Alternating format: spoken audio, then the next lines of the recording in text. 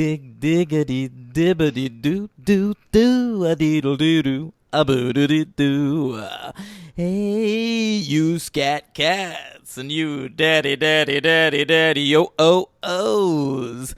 Starting a new episode of the franchise, the podcast show. Here it is with your host, Brett Ratner. I'm ready to talk about my movie franchise. Spectacular Daddy-O. I'm sorry. Hey, I'm sorry.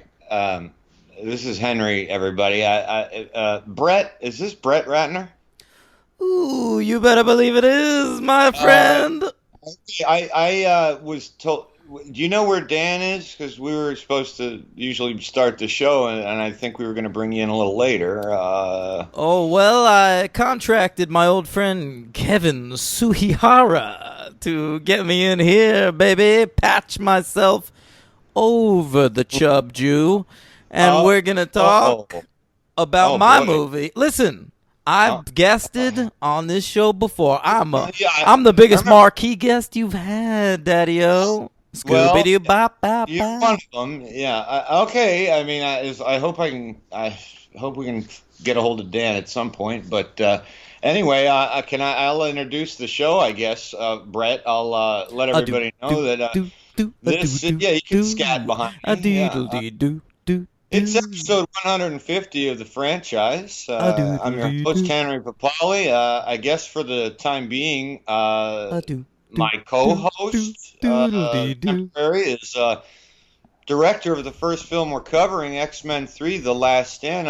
Ladies and gentlemen, this is Brett Ratner, in case you haven't guessed. Oh, hello, all my fat cats and sweethearts out there. This is Brett Ratner, your old platinum pal from old Rat Pack Entertainment here in Hollywood. Well, so Brett, let me ask you, how have you been lately, man? You've had kind of a rough couple of years, it seems like. Any projects in the making, or I mean, are you totally blacklisted at this point? Oh, I'm wiping my tears on these sweet $100 bills over here, baby. Yow! Still collecting the royalties from your past films, so you're not too worried about the future. Still going good, still going great. Come on, this is Hollywood, Henry. I'm Brett Ratner, the Rat Attack. I've made hundreds of millions of dollars for these corporations, and I'll be back before long. In the meantime, just taking a little breather over here in the old sauna. Who's that underneath my towel? That's right. I see. So you're no worry about lawsuits or anything like that, huh? You just I never did anything. They're liars. Oh. I got it. I've got nothing to worry about over here on the right side, scoodle-dee-doo, of the law. Right. Innocent until proven guilty. They'll never prove it, baby. I can handle that. I understand that. Well, have you listened to the show since you were on here a long time ago when we did Rush Hour? Have you heard any episodes since? I heard it while I was talking to you that time. That was it. That was when you were recording the show. Yeah. That's right. So you're not really like a fan of the show. You tend to hear when we're going to speak about you, I'm the marquee guest. I'm the biggest guest you've ever had. I figured, what a surprise. They're covering another one of my, baby masterpieces. And I better be here to answer some Q's. I got A's to your Q's, Daddy-O. Scoodle-dee-doo. Yeah. What was it like working with Ellen Page in that script reading? I heard she wasn't too happy with you in that script reading for X-Men 3. Listen, Hepcat, she's young. She's not sure yet whether she likes pussy or cock. I figured I'd stick one in her face. If she recoils, there's her answer. As far as I'm concerned, I helped Ellen Page find out who she truly is. By outing her in front of Daddy-O. All right. Well, she Okay. didn't go for my dick, Henry, so I Yeah, figured yeah. she must be a dyke. And so I said to all the people in the room, hey, Right. look at this dyke over here. Hey, Is that baby. pretty much how it went down, huh? Yeah. That's Yeah. how it went down. No skin off my neck. Yeah. Yeah. Yeah. Wow. I gotta say, you're really a go with the flow type of chap, aren't you? You know how I do it. Listen, that's been my whole ride up through the ranks of Hollywood. Do I worry? I latch on, right? Chris Tucker, he seems funny. I'll make 4 movies with him. He's retiring. Who do I go after? The Rock, he's likable. I hang out with all the right people. I make all the best friends. Russell Simmons, Zack Snyder, all right? Yeah. Bryan Singer. Oh. Let me ask you a question, Brett. I've always wondered this. I know there was a little tension between you and Dan from all that meeting you guys had years ago. I mean, you and I conversed civilly, pretty nice. But are you still a little upset at Daniel, or is the past the past? You know, or is all forgiven? Are you still upset with him? You gotta understand over here, Henry. Yeah. Your old buddy Hepcat, Brett Cat, he's like, it's like Dan, the supposed co-host of yours, even though I've never heard him on the show. He's like a little dot, you know? It's like I'm looking at a magic eye and I can't even focus on him. He's just part of the rich tapestry of this universe, and he's but a small little dingleberry on my vast butthole. All right, I'll take that as that there's no bad blood. I don't know about Dan. I don't know if he's still a little annoyed. Surely some of those feelings might be rekindled, but I don't know if you'll stick around to actually hear Dan's comments on your movie. I've got no bad blood that anybody knows about it. I am definitely not spreading bad blood out there, you know? Well, not anymore, you're not. No. Yeah, no. Yeah. Well, you know what? I thought this might happen. I do have someone who wanted to talk to you, Brett. Who's that? Do you mind if I patch him through? Hurry up. I only have so much time. Well, it's Sir Ian McKellen. Managed to get him. Okay? Just wants to say hello. It's been a long time. Hello, Brett. What's up? Well, it's been a long time. What do you have to say to me? Spoken. I would like to express my disdain and utter hatred for your disregard of the LGBTQ All right, community. faggot. Here, keep on talking.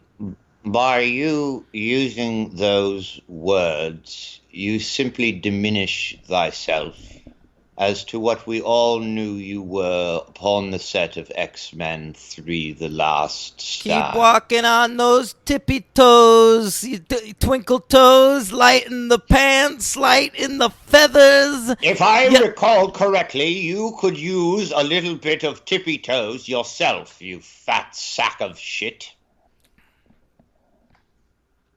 But keep going, digress. Fagnito.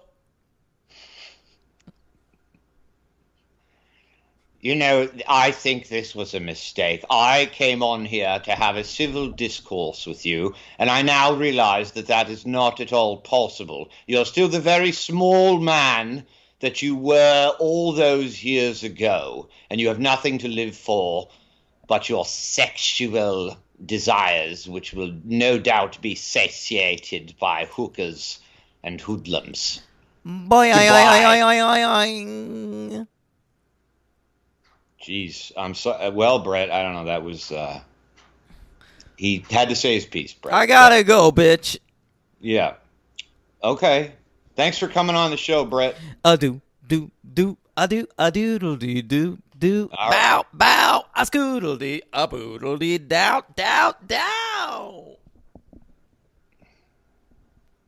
Dan. Welcome to the franchise, episode number 150, right? Yeah. Do you know what just happened? Are you aware of what just occurred? Yeah, we just signed on. I'm starting the show. I just started to record. No. Something went wrong initially, and Brett, you patched Brett Ratner through too early, and I didn't know I was patching him through at all. Yeah. Someone logged It was into hacked? I got hacked. Oh no. Okay. Yeah, I ended up talking to Brett Ratner, and then Ian McKellen came in. And then they started having a very contentious argument. I'm kind of like stuck in the middle of this thing, and you were nowhere to be found. So it was a very strange start to the show. Did you get that on record? But as far as I know, it was recorded, yeah. Okay, it might make good listening, but it was awkward at the time. Well, But I can't wait to hear it.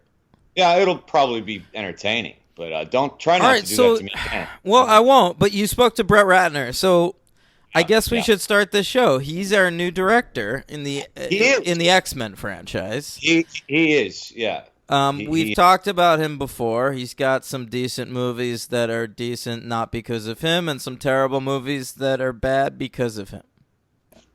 That's right. I agree with that statement. I would say Red Dragon is a very good movie because of the acting and Ted Talley. It's okay. Spoken like the man who said it to the director himself. That's right. All right, so people might remember that from the Rush Hour episode we did. We talked about the time I insulted Brett Ratner to his face.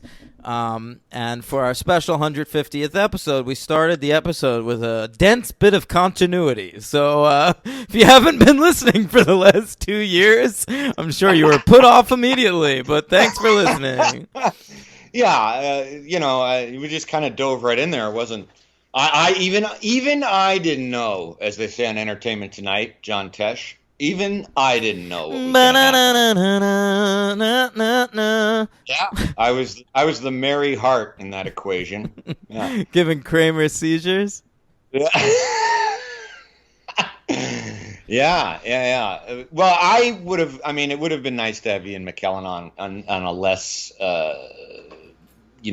upsetting scenario. But I don't know. It took a long. I mean, it's unbelievable, Ian McKellen. Well, I tried to get him for a long, long time, but I didn't expect Ratner and him to kind of sort of be on the same show, and then it just kind of happened. So I think it has to do with those Russian hackers or whoever it was. Could have been anybody. Cambridge Analytica once again. Yeah. But here we are. Yeah. So here we are. Bryan Singer leaves the franchise. He wrote a little outline for what he wanted the third movie to be, which involved the Dark Phoenix saga, which I can't believe we never got to last week when we talked about X2. Jean dies at the end. I know. And there's that hint of Phoenix in Alkali Lake. And that's a very, very cool ending to that movie. we didn't talk about it. No. Yeah. So Singer wanted to follow up on that, but he goes off. He has a big idea for Superman Returns. That's what he's excited to work on. And he goes off and makes his masterpiece, I would say. And then he goes off to fuck a lot of guys on a casting couch. Yep. And rewrite most of the first Superman movie, and Henry, one of the worst superhero movies ever made. I think Routh may have gone through something. I actually got to tell you, at the time when that was released, I remember I seem to have a recollection of people talking about that. It was kind of an under-the-radar pre-social media thing happening where there was speculation. Ralph, I'd love you to come out and tell us. You're an established enough actor that no one's going to give you shit for, this guy getting you your foot in a gross way. Talk about what you've been through. #MeToo, Brandon Routh. Yeah.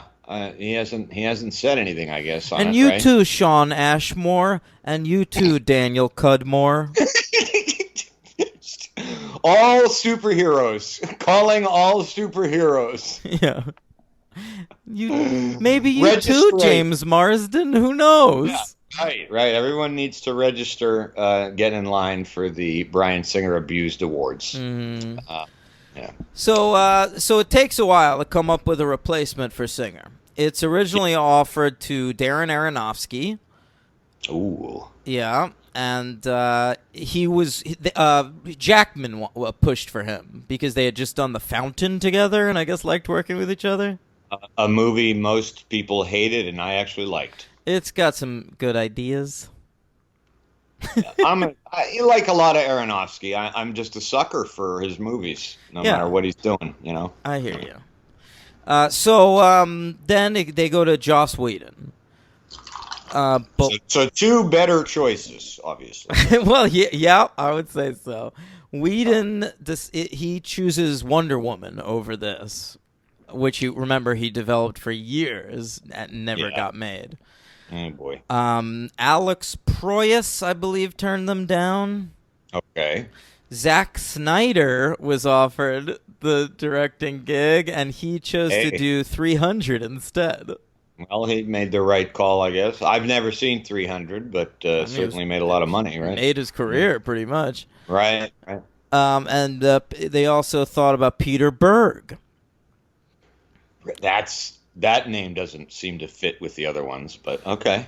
Well, he did Hancock around this time, right? Oh, no, that was like a couple of years later. Yeah, maybe like 2 years later. Leave me alone. So maybe he was trying to dip his toe in those superhero waters. He wanted to get out of the Aquaman's like, thing. The water's fine. Come right in.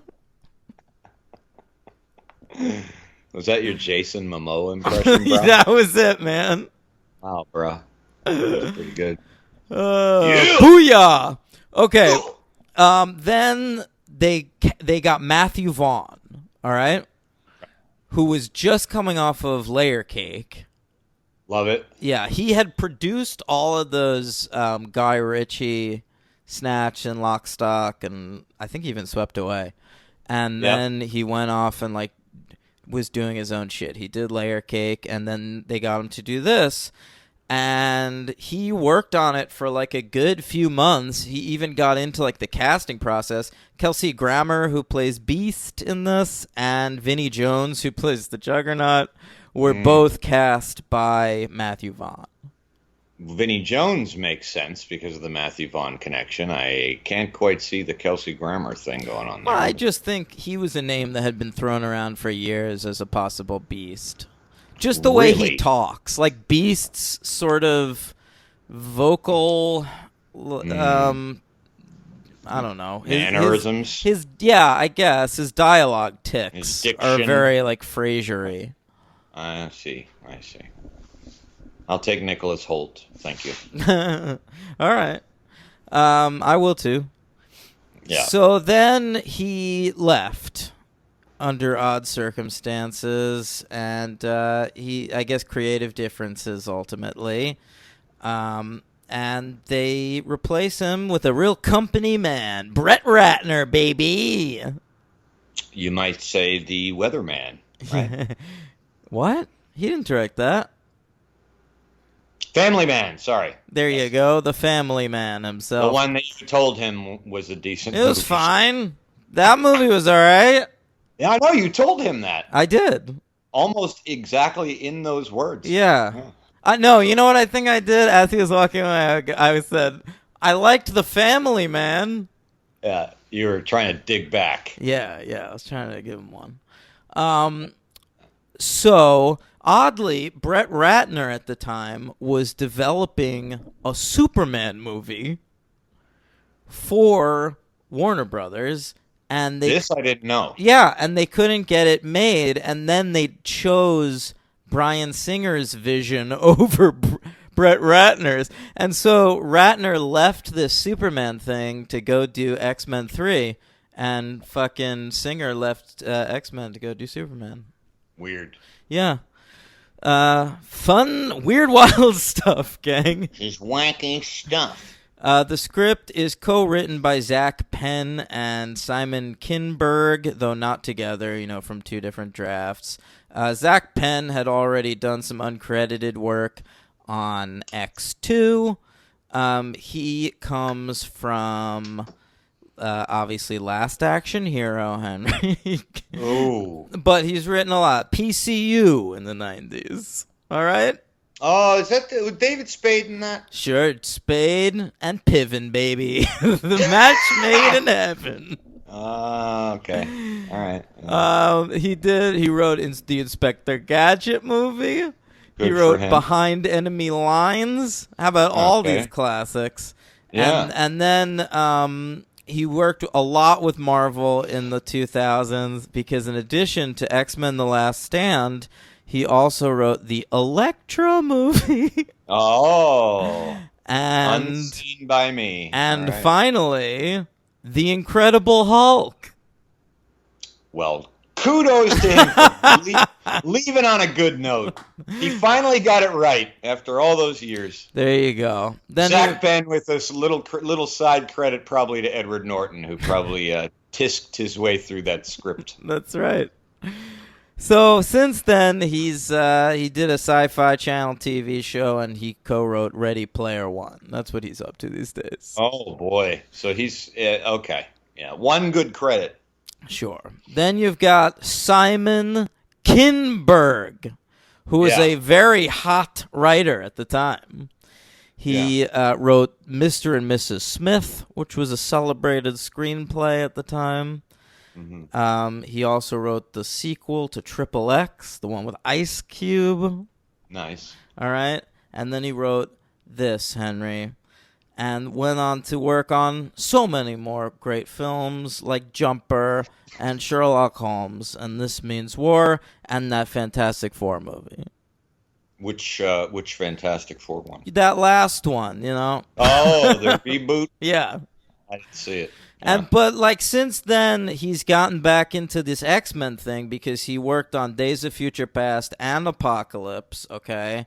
And he's writing and directing, making his directorial debut, Henry, on the upcoming Dark Phoenix. Okay. Mm-hmm. All right. Mm-hmm. So more from Simon Kinberg later in the year. A lot going on. He's also, I think, the showrunner on that new Twilight Zone. I caught the first episode of that. Not so great, right? Right. Yeah. Did you see it? Yeah, I did. I will say that I didn't think it was terrible. I thought it was. So far, I've seen 4, and I thought 2. I thought 2 and 3 were good.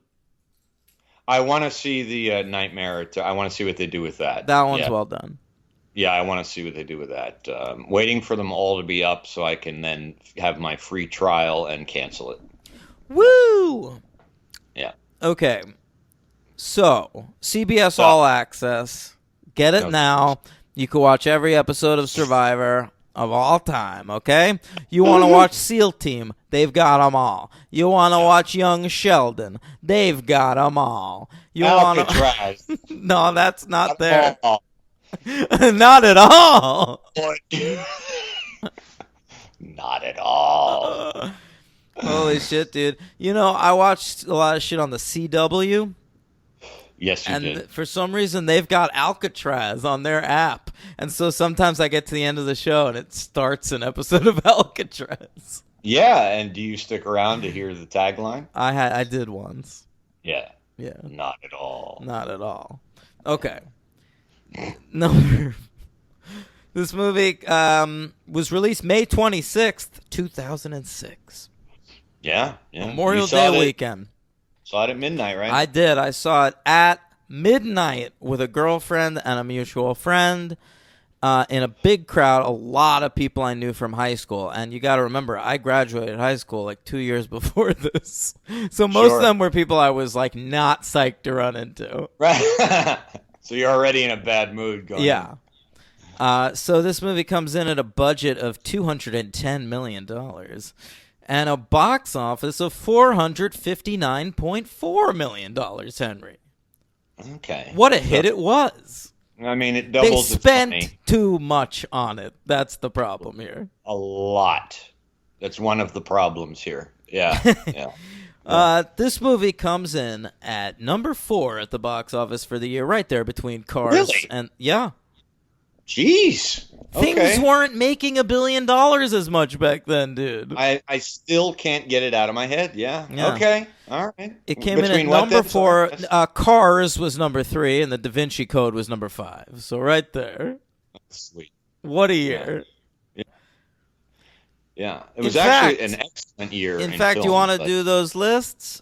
Yes. I just Yes. redid this list. Of course you did. Yeah. Yeah. It's brand new. I have a lot of honorable mentions, but I'm going to skip them. You know what? I'll throw out 3 honorable mentions right here. Casino Royale, The Last King of Scotland, and Slither, baby, because they got knocked off my list. Let's do this. Ooh, I don't agree with those knockoffs. Slither, sure. Although I liked Slither. Let's do this. Fine. I'll give 3 then. All right, hit Fuck me. it. Thank you for smoking.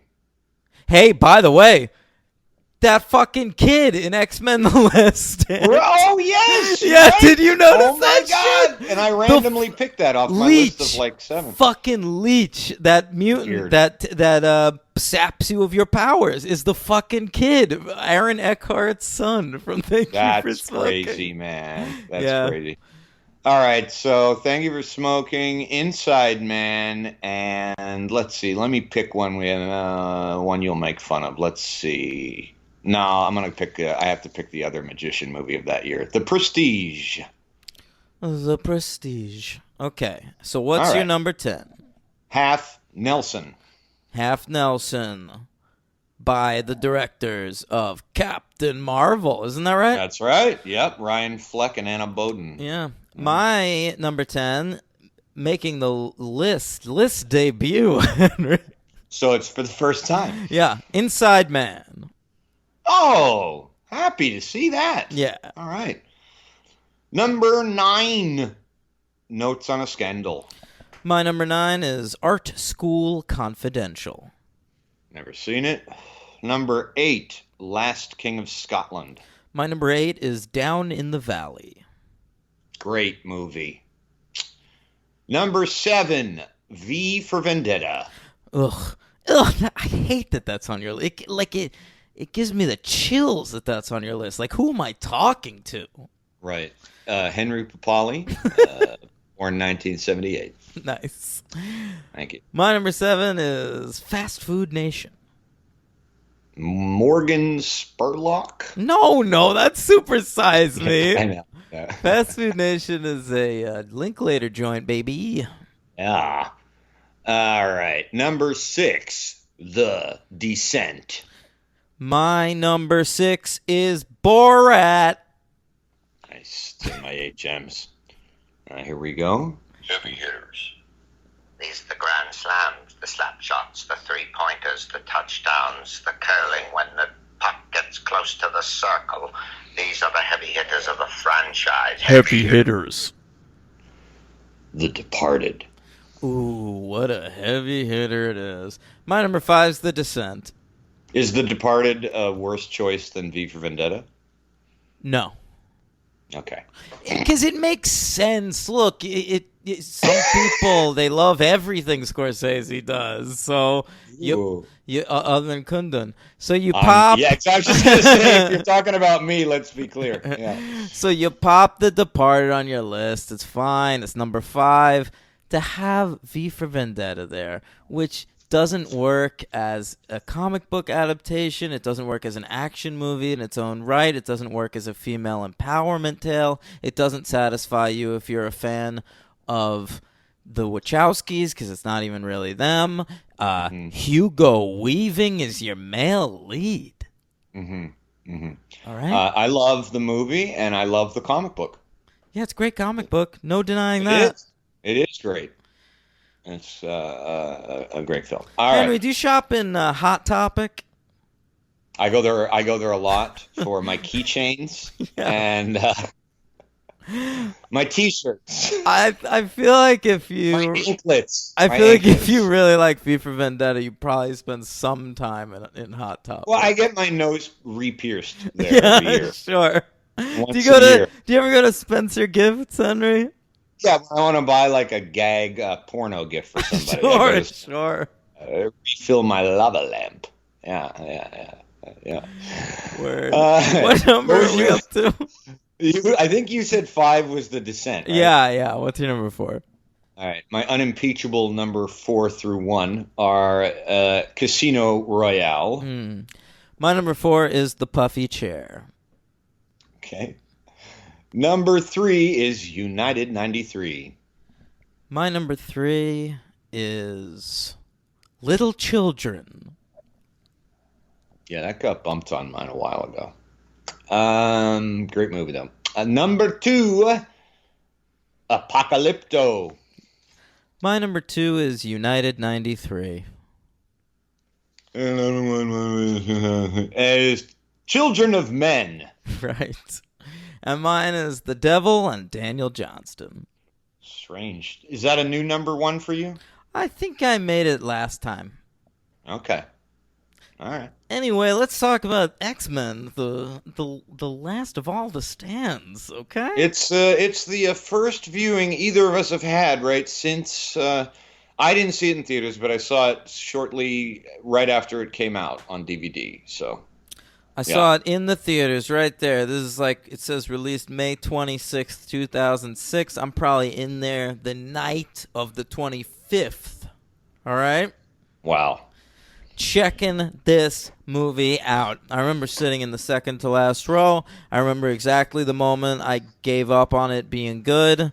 And I remember that viewing so much. I remember I annoyed the person in front of me because I kept scoffing at things. Oh, my. Yeah, his name was Brian Devine. I went to high school with him. I fucking hated him then. Did not bother me one bit that I ruined his movie one iota. Good for you. Good for you. That's a sweet type of subtle revenge there. I like Totally, that. fuck that guy. Now I'm saying fuck you on this podcast, so Right. that's even more subtle revenge. Yeah, I should put this absolutely. behind the paywall, baby. Too late. Yeah, I when I rented it, I remember having a similar breaking point where I also decided no bueno, and I was open to a new interpretation and see how it went this time. I don't remember what my breaking point was back in 2006, but I do remember what my breaking point was on this viewing. We'll get into it. Okay, well, I'm excited to get into it. Yeah. We start with some de-aging. Yeah, we sure do. It's 20 years ago. Now, we don't know what year this makes it because, as we're told in the first movie, this is the not-too-distant future. So this is the not-too-distant past or the present? This is 20 years... Well, is 20 years ago not too distant? I don't know how you measure that. I don't know how it's measured. Yeah. Very interesting. Okay. Yeah. So maybe this is the present. It's 2006. I would say it's 2006, and now we're in 2026. I don't know. So 20 years ago, Xavier and Magneto, they're hanging out together in the suburbs. Yeah. Okay? Xavier's walking up a storm. Oh, you better believe he hasn't been paralyzed yet. Mystery.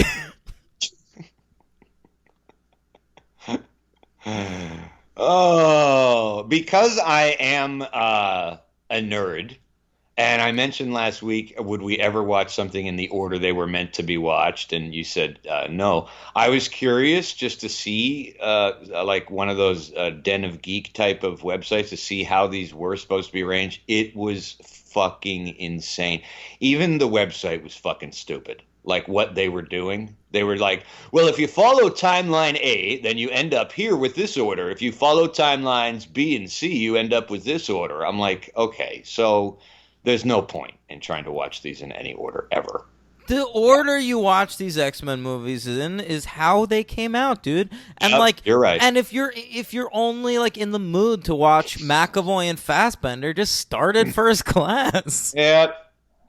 I agreed with that kind of before because that's the one I've enjoyed a lot the most on a rewatch. So yeah. Anyway, so they go to Jean Grey's house. She's a kid with some attitude, right? She's a kid with some attitude. Got some tude. You better believe it. And she really rumbles up this neighborhood. Everything goes haywire. All the cars go up, and the hose. She does a Magneto trip. Yeah. Yeah. And that's where we get our two big comic book cameos of the film. Did you catch this? Probably not. Maybe if you say it. I think you got Stan Lee with a lawnmower. Yeah, I saw that. And then with a hose is Chris Claremont. There he is. Oh, no, Stan Lee had the hose, so Claremont would have been a Whichever the other one is. I don't know. Oh, well, the guy who looks like Stan Lee is Stan Lee, and the other guy is Chris Claremont. He's the guy who looks like Chris Claremont. I see. I don't know what he looks like, so I wouldn't have known. He's just the guy that's not Stan Lee. There's two people in the scene. Right. The other guy. Right. I'll never be able to see it again, so that's going to be a shame. Wait, you're never going to watch this movie ever again? You're done. There are things in the movie that, for me, work just fine. I don't know that I will watch it again. Let's get this out of the way. It's not as horrific as I recall it. I actually agree with that. Yes, I actually liked the first 50 to 55 minutes. I don't think I made it that far, but if you asked me about 40 minutes in how this is going, I would have told you it feels like an X-Men movie. It's all right. Yeah, right. So I lasted maybe 10 to 15 minutes longer than you before coming to the conclusion we're done. But yeah. And from living with you for a year, I feel like on average you probably do last 10 to 15 minutes longer than me.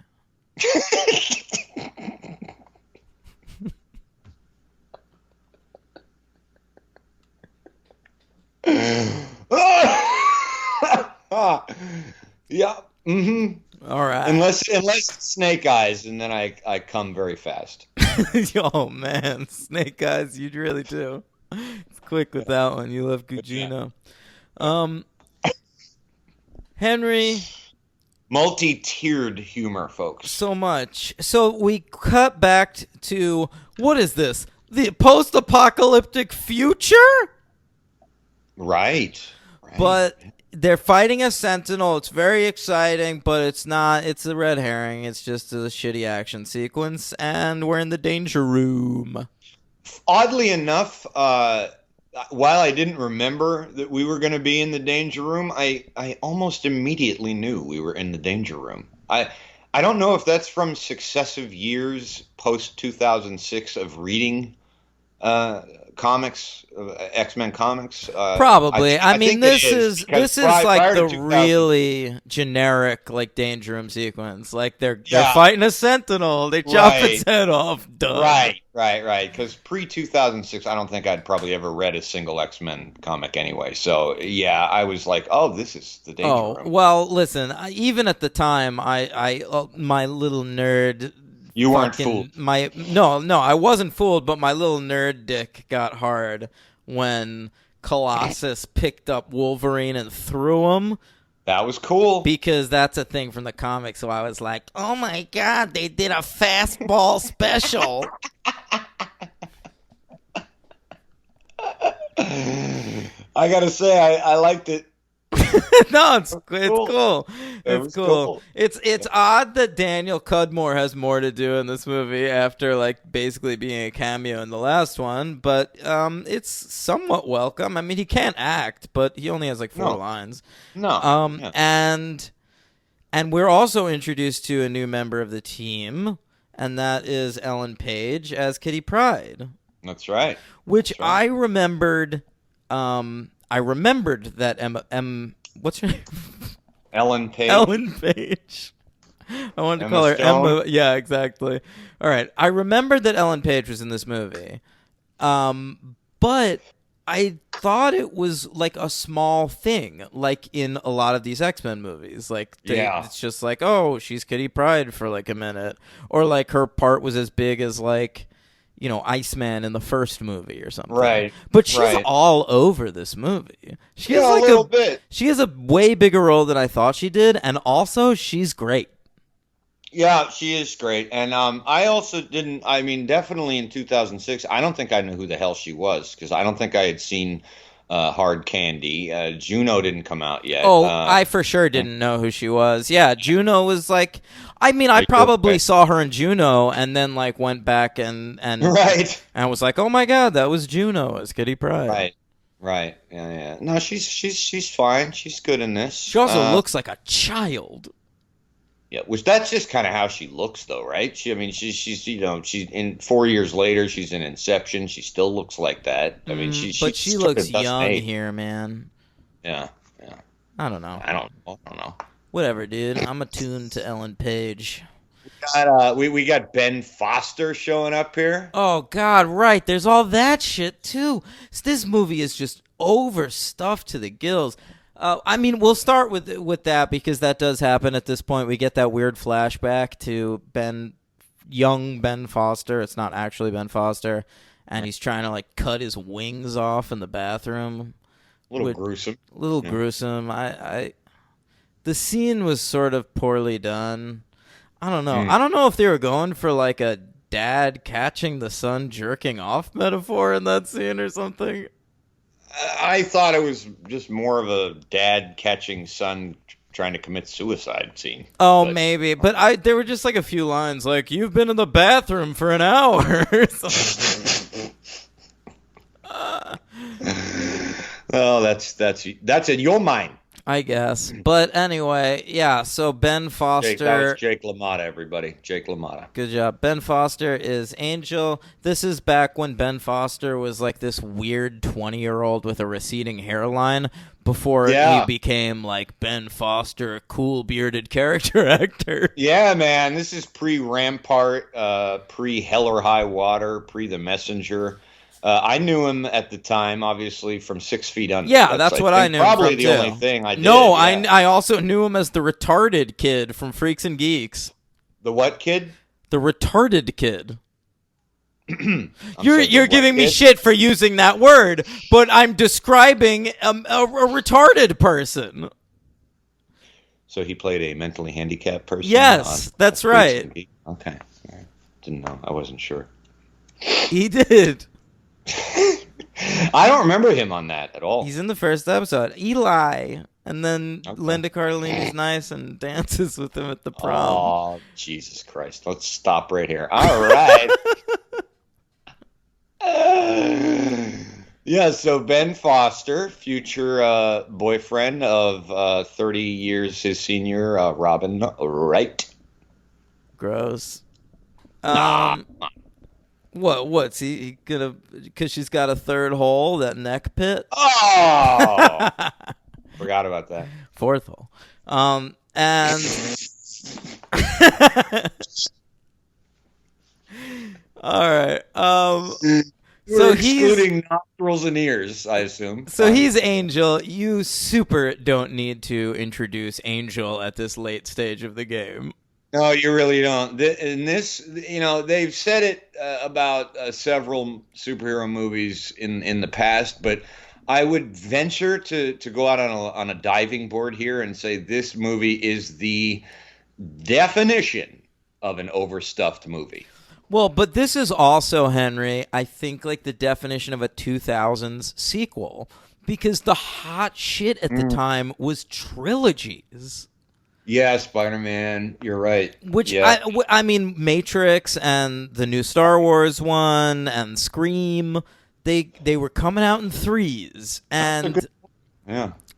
And I mean... You got to get everything in. That was like this weird buzzword. And so for this third X-Men movie, with no foresight whatsoever, they're like, all right, this is the last chapter in the X-Men trilogy, which was definitely always planned. We had it mapped out right from the beginning. Yeah, clearly not. I mean, we'll get there. But yeah, that's like we were both saying. You were at the 40-minute mark. I was at almost the halfway point, I guess, and that's when the movie just really goes off the rails. Well, and you get a lot of things unexplained. You get a lot of hastened deaths. A lot of things. A lot of things kind of shocked me at their not only incongruency, but their just brevity. At the beginning too, we get a mourning. It actually falls in line with sort of the timeline of the plot. We get Scott Summers still pissed off and mad about Jean Grey dying. Yeah, okay. So we get everyone reacting to Jean Grey's death, and we don't see Scott, which is annoying already. And then finally they cut to him, and he's miserable, and James Marsden plays it really well. Yeah, he does. He's got a 3 o'clock shadow. Yeah. So he goes back up to Alkali Lake because he, like, senses Jean. And this is cool because, like, that's how it should be. Cyclops and Jean are connected in the comic, and they're who they are. And so he goes up to Alkali Lake, and Jean rises as the Phoenix or whatever, and then she goes to kiss him and kills him. But here's the thing, and you may know what I'm going to say, but I didn't know that he was dead. Like they cut, and I'm like, oh wow, I guess she like swallowed up his spirit or something. Yeah, it was like he'll come back later, you know. Yeah. And then when the movie was over, I was like, wait a minute, what? It was a weird effect, dude, where they made it look like when Rogue touches somebody. Yes. Like, I've got weird veins in my face or whatever. And I had this same feeling, because I didn't remember this movie much, with Professor X. Well, when she hang on. him. Can we take one ridiculous death at a time? Yes. Fucking Cyclops dies off screen, Henry. And I mean, this is you're making a movie called X-Men, and despite what you're leading anyone to believe, Cyclops is the fucking the leader of the X-Men. But he's and it's confirmed. I mean, no matter what you say about screen time, he's the leader of the X-Men. It's confirmed in this movie when Xavier says to Storm, like, "Hey, if I die because the plot says I have to in probably 10 minutes, right. You need to take over the X-Men." And Storm's response is, "What about Scott?" Right. So if that's immediately where she goes, then Scott's the leader of your team, and you're killing him off fucking screen. Yeah. Which is I think why I didn't know he was dead. I didn't either. I remembered really? it. I remembered it.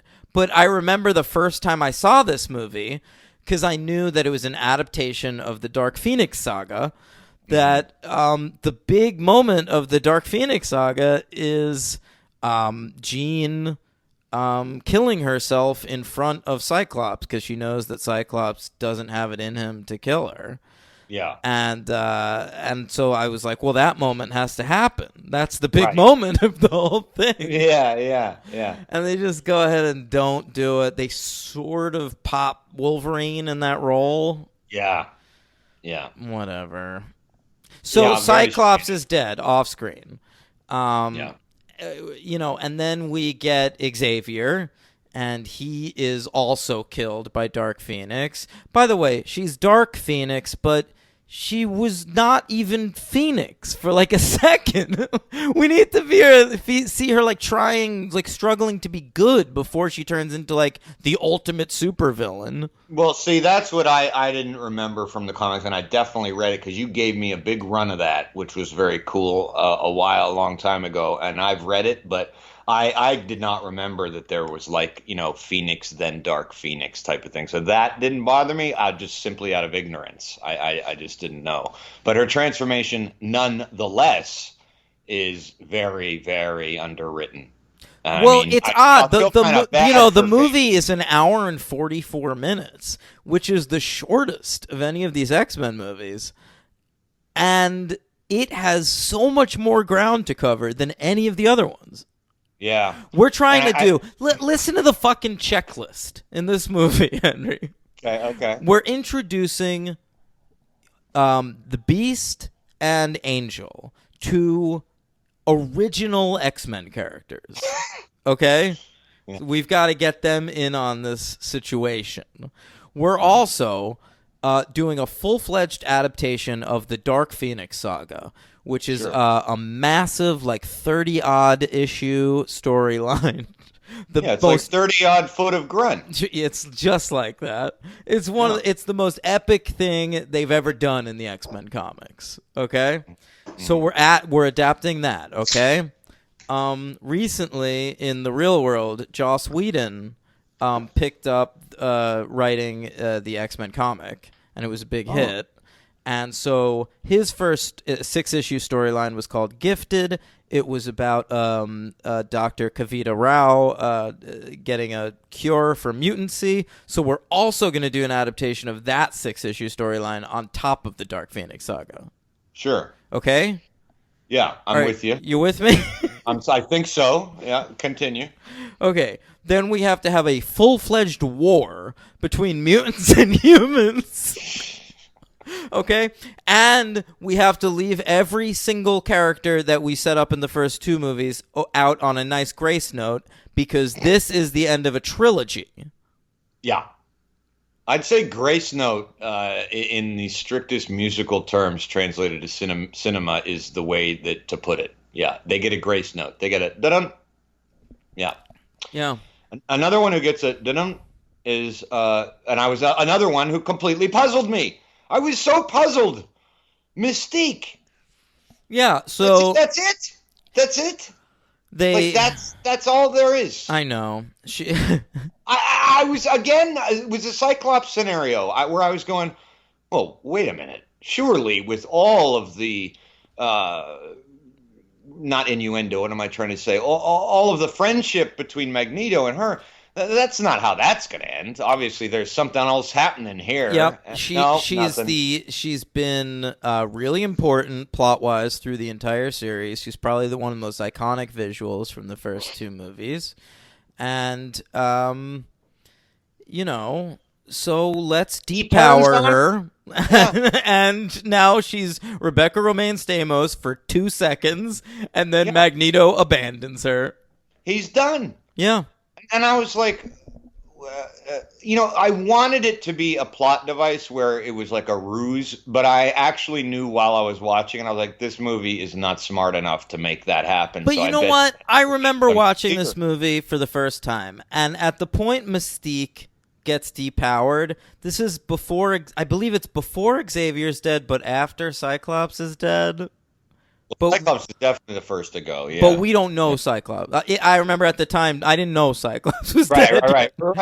So, when Mystique got depowered, I do remember thinking that was a cool moment, because it was like, ooh, this movie's not playing games. It's going to do some serious shit. But this is the serious shit you can be doing, I think. Like, to make the mutant cure thing that much realer and more visceral on the screen. Sure, depower one of your major mutants, fine, but maybe don't kill the leader of the X-Men off screen. That's all I'm saying. Well, I think it's definitely a combination of both, and then they give her Mystique one scene on a television at the end, and they give her like a Shakespeare quote to hell hath no fury like a woman scorned, and it's like, wait a second, and then it was so, I don't know, man, just is it the screenplay that was edited, rushed, or was it the direct? I mean, I don't know. I gotta say, jumping around a little bit, I don't have any problem, and this is strictly for the first 45 to 55 minutes. I don't have any problem with the direction of the movie for that part. I'm then mostly, it goes bad. No, there's some bad stuff. There are like a few shots where it's just like clearly on a stage with just a lot of smoke. A lot of times Ratner's thing is like it's not bad direction, it's just every shot's the most perfunctory thing you could think of. Like it was the first thing he thought of and he just put that on the screen. He didn't spend any time trying to say, is there anything better I could do here? Yeah. But I mean, I guess I was expecting it to be more poorly directed. I mean, it is. Yeah, the action sequences near the end are fucking horrible, dude. They're awful. They're awful. I agree with you 100%. But 100%. But the first part, I didn't think was that bad. I thought it was mainly a script problem here. But what script was there? I know. Well, that's what I'm trying to figure out. Like, was there more in it, or was there just not? And that was their way of just well, let's just do this for Cyclops. Let's just do this for Mystique, and we get rid of her that way. Like it was one of those things. Supposedly there was friction among the studio because the studio wanted the movie to be more about the cure. That's what they were interested in. But the writers who are like X-Men fans were like, well, we set up Dark Phoenix in the last one. We have to do that. Right. Oh, okay. Yeah. I get it. So, yeah. I mean, so the writers wanted to possibly be a little bit more nerdy, and the studio stepped in and said, Well, this is 2 years before the Marvel Cinematic Universe became the biggest thing in the world, and everyone was just like, oh, nerdy is like fucking mainstream now. That's right. That's right. Yeah. This movie's exhausting. So they get together a group because Magneto is like doing terrorist attacks and shit. Yeah, he's found a group in a church. Sure. He's got he found some new henchmen on Mystique's little bus, and also some people at a church. So the people he found, because we're setting up lots of new characters, very important to have new characters. Yeah. Always new. And so there's Vinnie Jones as the Juggernaut, which is embarrassing. And he says, I'm the Juggernaut, bitch, which was a meme at the time, Henry. You remember that? Nope. That's in this movie because people... I didn't know memes existed in 2006. Yeah, it was like people in early days of like YouTube or Facebook, I guess, and they were like lobbying. They thought it'd be funny to have the Juggernaut say that line in this movie. Let's see. I found that line to be actually pretty embarrassing. It was embarrassing to watch. Yeah, I it was to get people to cheer in the theater at the time, which I think they did because that was like a thing on the internet. But at the same time, like now watching this movie like 13 years hence, who remembers that meme? Who gets like a rise out of, hey, they referenced that thing from 13 years ago? Yeah. It's not a good fit for Vinnie Jones. It's not a good fit. All right. Keep my face pretty. Yeah. Right? Vinnie Jones should only be in Guy Ritchie movies. And movies just like that. Like, you ever see Mean Machine? I didn't. Yeah. No, the Midnight He's Meat. playing a kick-ass soccer player in that, all right? Or football, excuse me. He can play hooligans. He can play a hooligan. Yeah. All right, so there's that guy. Who else is on this new squad? I like some of the people that we see where their powers I'm trying to like figure out as I'm watching it. Like I believe in my research, Spike. Oh my God, dude! Shooting wooden pine cones at when Wolverine gets hit in the forest, right? You don't see what's happening right away. And I thought he got hit just like someone threw a pine cone at him, and I was like, that's kind of funny. Like somebody thought throwing a pine cone at him was funny. And then there's just like spikes being thrown at him made out of oak. And it was like Groot was there or something. And then I was like, who the fuck is this guy? And then there's Porcupine Guy. We get Callisto. All right, listen. So what's happening? All of these characters are based on comic book characters. And it's fun for like a second to see them, but it's also distracting because like as a comic book reader, like I know all the dimensions of the characters, but all they're really giving us are like power demonstration after power demonstration. Introducing characters this way, it would be like if you did like a WWE pay-per-view and like you just kept playing wrestlers' music and had them walking out and they never wrestled. Yeah. Yeah. Which actually sounds like an awesome fucking idea. FYI, I'd totally watch it. Yeah. They never make it to the mat. No. Yeah. So, so that's what these characters are. Spike and Fat, P-H-A-T, are weird choices because at the time in the comics, they were in this comic called Ecstatics, which was this weird sort of like punk rock Peter Milligan X-Men comic that was like a parody of like celebrity culture. Okay. And so like those characters are meant to be satire. Like didn't know that. Like his little pine cones. That's funny if you know him from the comic, but in the movie, like so much else, just comes off horrible. Yeah. One of Wolverine's biggest fights in the movie is fighting a guy with branches. It sure is, Henry. Yeah. Callisto is different. She's from like the Morlocks, I think, in the comics. She's a character that never interested me that much in comics and doesn't really interest me in this movie. There you go. And she's played by Danya Ramirez. Is that her name? Yes, actually, I know that. She's not a bad actress. She was on Heroes, but She made my superhero count. Yeah, okay. Well, she's pretty anonymous in this, and then there's one girl hanging around who's like a model, and yeah, that's what's going on in this. Yeah. So, what did you think of Xavier's death? Oh, I mean, it's awful. I remember that being a moment where I was like, I don't know if I can watch this movie. I remember that. Like, they killed Xavier in the most ham-fisted fucking way. Ian McKellen is left there to, like, act what he can from it.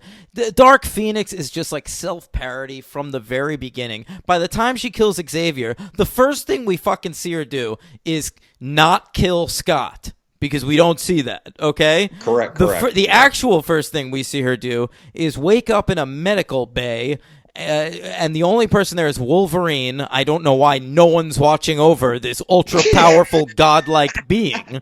But Wolverine's there, and she uses her telekinesis to take his belt off, presumably so she could give him a super powerful suck job. And fucking... I mean, so by this point, all we've seen this woman do is fly around on a Firebird and suck dick. And so, like, then all of a sudden she's exploding Professor Xavier. Sounds like you just described, like, a Def Leppard groupie or something. Yeah. Flying around on a Firebird. The dirt. It's like something out of the dirt, dude. Yeah. All right. Dr. Feelgood. Yeah, geez. I mean, and then there's the little bald kid. Michael Murphy shows up. Well, the bald kid is the kid. He's the mutant cure, right? Right. So another big subplot in this is Rogue going off to get the mutant cure because... she wants to fuck her BF, and he's getting a little too close with Kitty Pryde, making romantic gestures like, listen, he made her an ice skating rink, motherfucker. He pulled that move from Luke in that one episode of Gilmore Girls, motherfucker. Oh, that's exactly what I was thinking. Dude, he must have been watching that shit. And obviously, subplot, we get Michael Murphy because... Brett Ratner bought Manhattan in the store, so he's a big fan of Michael Murphy. So Michael Murphy is therefore in the movie. Who's Michael Murphy? Michael Murphy is the father of Angel. Oh, sure. Who's Michael Murphy? Woody Allen's buddy in Manhattan. Jesus. Oh, really? Okay. Well, yeah, I guess he's Warren Worthington the second. Yeah, there you go. Yeah. Yeah. All right, so that happens, and then the moment Henry.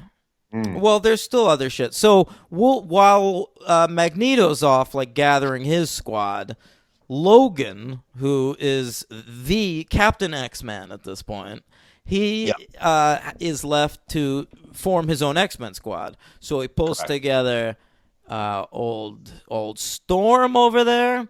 He pulls together Colossus. He gets Kitty Pryde and Iceman, and they're nervous.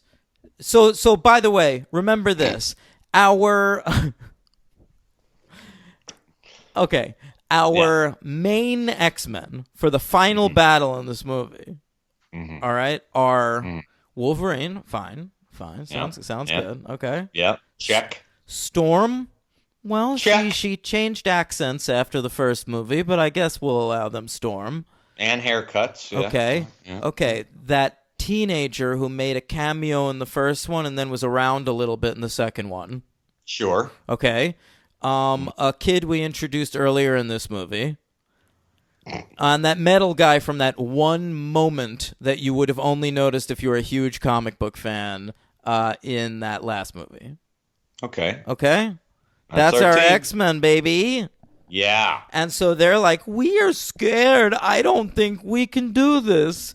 Right. Logan, of course, is like, well, we stand together as X-Men. And it's the dumbest moment in this movie. And the music swells masterfully.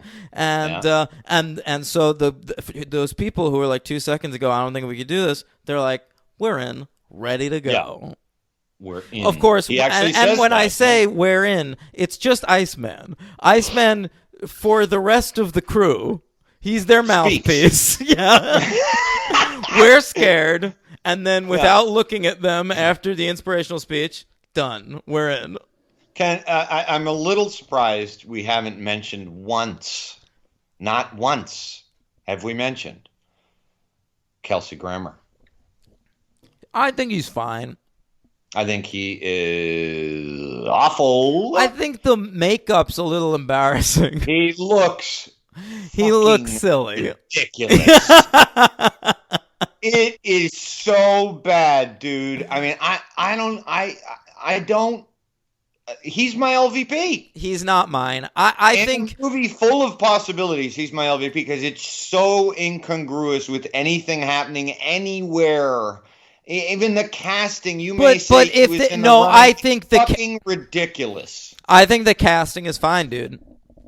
I think a director who knows how to handle tone could have used Kelsey Grammer.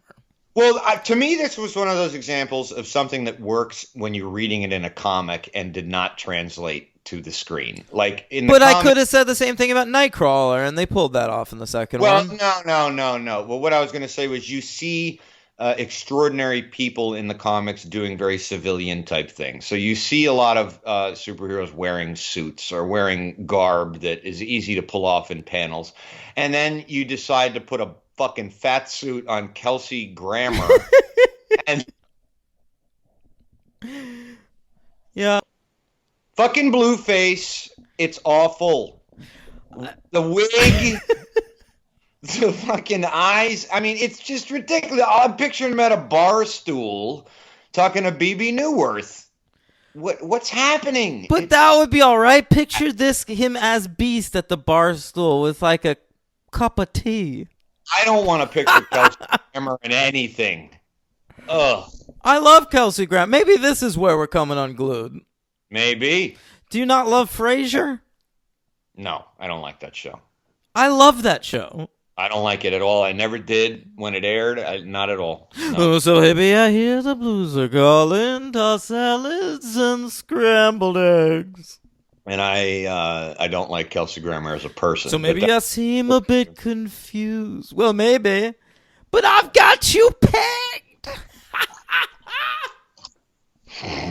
And I don't know what to do with those salads and scrambled eggs. Did Ratner just come? Ooh, we're calling again. Doom, Frasier has left the building. Oh boy, you are gonna love the sequence when Brett came on earlier, man. He was doing exactly what you just did. I was just singing the theme. Hey, maybe that's why they get along. I think They you're both right. like light jazz. Yeah, Kelsey Grammer would just have like Fox News on in the background. Ratner would have some woman against her will in the trailer, and then they would just like scat old. Oh tunes. my God, dude! You know the coke was flying around this set. Holy shit! Shabba-dee-doo, I got a woman for you. And Grammer's in there. Brett Ratner and Kelsey Grammer hanging out together. There had to be a couple of septum repairs after that. Healing powers required. Oh. Okay. So the moment I'm out on this movie forever, and I still remember it, and it still got under my skin the same way today, is Magneto. He's redirecting the Golden Gate Bridge to Alcatraz, which he's going to like make a mutant haven or something. Yeah, that was kind of my moment. He goes up in the air, Henry. He says, Charles always wanted to build bridges. That's so fucking awful. Who are you talking to? Who are you talking to, motherfucker? I don't know, because I still think Ian McKellen's really great in this role. He's trying. Yeah. But and then Henry. So essentially, essentially when it loses everything is when they commence the last 45 minutes, which is like the fight. Right? Yeah, they like, kill Xavier 49 minutes in. And that's when that happens. Okay, and this movie's an hour and 45 minutes. So then we're recruiting our team for like 10 minutes, and then the last 45 minutes is fight. And recruiting the team is fine, and then it's set. Yeah. Okay, so the fight begins. Magneto does that. Charles always wanted to build bridges, and then he goes up. You see the sun shining in the San Francisco air behind him, and then it cuts to the very next shot with everybody flying over to Alcatraz, and it's nighttime. Well, Storm does control the weather. Did Storm do that? And so the last section of the movie is on Alcatraz, and it's just this bullshit set of like rocks and gravel. It's really bad. And fucking everybody is just in shadow, and it's fucking. There's just fog everywhere. Everyone's just engulfed in fog. I mean, 10 years earlier, they filmed, The Rock with Sean Connery, Shag Count, and The Rock it's all on Alcatraz. I don't know whether it was or it wasn't, but it is. And that's 1996. This just looked like some fucking big prison house mansion thing. It was awful. It was fucking awful, dude. It was. They could have shot this at a fucking Cube Smart. It would have looked exactly the same. It wouldn't have mattered. The setting meant nothing. And I like when Angel has been gone for like ages, right? Because you forget he exists in this movie. And then Michael Murphy falls off a roof or gets pushed off a roof, and then yeah.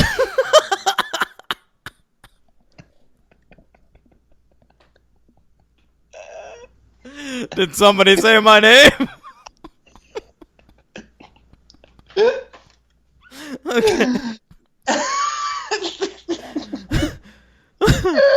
Oh God. So everyone fights. A bunch of them die. And that's the end of the movie. That one got me. Yeah, we. Oh yes, we depower Magneto. Right. Which is like, now you're one of them, right? Oh. Shoes on the other foot, bitch. And then there's scenes that start to already undo some of the bold shit this movie did, which we see fucking Magneto sitting in the park playing chess, and then there's Xavier waking up in bed, but we see him from behind because Patrick Stewart couldn't be bothered. And Moira McTaggart, another character we introduced this movie and gave nothing to do. So there you go. Oh, Lord have mercy. Wow. What do you give it? Well, it's got that first 45 minutes. No, honestly, I went into this movie. Go ahead. No, you go. No, I went into this straight up expecting to give it a 1. And part of me can make that argument still. It's a really, really awful movie, but it's not like unwatchable, and there are some things in it that work, so I'm going to give it a 2. That's what I'm giving it. Yeah, that's what I wrote. 2 stars. Didn't change it for this. Yeah. Okay. So there you have it. Who's your MVP? Ian McKellen. I'm just straight up going to go with Ellen Page. I knew it. That's a good choice. Yeah. When you brought her up earlier, I was thinking I might change it, but it's fine. I got to give him McKellen, especially for enduring Ratner's wrath at the beginning, which you'll listen to later in the editing process. God damn it, I can't believe I missed that shit. So you'll hear it in the editing process. LVP for me, think we know. That's the blue grammar. Yeah. I'll tell you what, my LVP is Ratner, but right. But I'll say if I'm going to go with an actor in the movie, Henry, Famke Janssen. Oh, stop it. It's not her fault. She's just not a big enough actor. I didn't buy her in those first 2 movies, but her part is pretty small, and I thought she was okay. She had gotten better in the second one. But I'm sorry, she's asked to be our main villain for a lot of this movie, and she is so nothing that she, she almost instantly just becomes one of Magneto's henchmen. She's the Dark Phoenix. She's supposed to be a fucking god. Yeah. And of course, a lot of that is Ratner's fault and the writer's fault and whatever. But I do think there's just not enough of a performance there. Okay. All right, folks. Psychically unstrap your belt buckles because we have a superhero. Boy, I got a 10 for you. Oh, hurry the fuck up. La dee.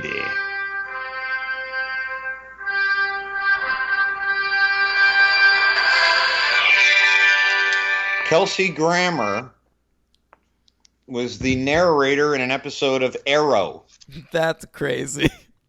Yeah, of course it is. Vinnie Jones was an episode of Arrow, playing Danny Brickwell. That sounds about right, dude. Yes, it does.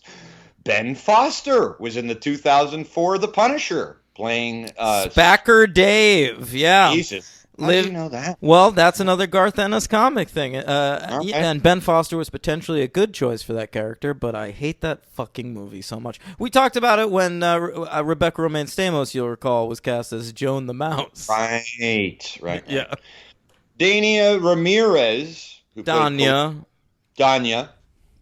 was in Justice League Action animated series playing Red Velvet. Don't know who that is. And Suicide Squad Hell to Pay from last year, playing Scandal Savage. Sure, pay for her voice. Yeah. Michael Murphy, what was he in, Daniel? No idea. It has one of your favorite words in it that requires any great superhero movie for you. Returns? Yes. Is he in Batman Returns? Yes, he's the mayor. Oh, of course he is, yeah. All right. Sure. He was Chip's dad. Exactly. Yeah. He was Chip's dad in Returns. Shora Agdadashlu played Dr. Kavita Rao. Oh, Shore Agdadashlu. Yeah, she was hot at the time, remember? Because she had just been nominated for an Oscar. Oh, House of Sand and Fog. Yeah, yeah. I like that movie. Yeah, that's good. It's a Henry movie. She was in Netflix's The Punisher, playing Madani's mother. Did you watch the second season of The Punisher? I still intend to, but it has not happened yet. Great. Yeah, it's great. All right. Bill Duke, who was Bolivar Trask in this. Very weird that Bill Duke was Bolivar Trask, the inventor of the Sentinels, but always excited to see Bill Duke show up and shit. He's great. He's a friend of Ratner's because he's in Red Dragon, too. So well, I won't hold it against him. Yeah, little did I know he played Agent Percy O'Dell in the show Black Lightning. That sounds about right, sure. These are all pretty good picks. They're all live action. I'm almost done. Myling Melancon, the actress who played in this movie, fucking Psylocke. Yep, we see her for like 2 seconds. You're supposed to know it's Psylocke because she has purple hair. Got it. She played Masako Yamashiro in DC's Legends of Tomorrow. Oh, probably saw that. Another friend of Brett Ratner's, Ken Leung, from Red Dragon and many other movies. And from Lost. Right? Played Kid Omega / Quill. Which is such... By the way, okay, Kid Omega is a character from the comics, and Quill is a character from the comics. And this is one where they were just like, hey, we'll throw people a bone. It's 2 for 1. So they named him Kid Omega, even though he's Kid Omega is like 16 years old in the comic, and Ken Leung is a gray-haired Asian man. And fucking Quill. So they named him Kid Omega. They gave him Quill's powers, Nice. rendering him just a nothing. He's just That Ken they Leung. did. That they did, and he also starred as Karnak in Marvel's Inhumans, of course. I watched every ep. Yeah, and last but very least, Lance the Gibson, who played Spike in this, played Batboy in The Crow Stairway to Heaven. Sounds great. Batboy. Do you think That's he's the Batboy from the National Enquirer. Do you think he's like the Batboy from the National Enquirer, a new superhero named Batboy, or is he like a Batboy for a Major League Baseball team? Maybe he is. I didn't see that Crow movie, Maybe That's he's like the TV show, dude. Okay, maybe he's the Batboy for the New York Knights.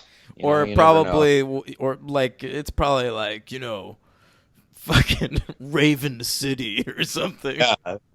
The Raven City Scoundrels Batboy. Yeah, dude. That's extreme.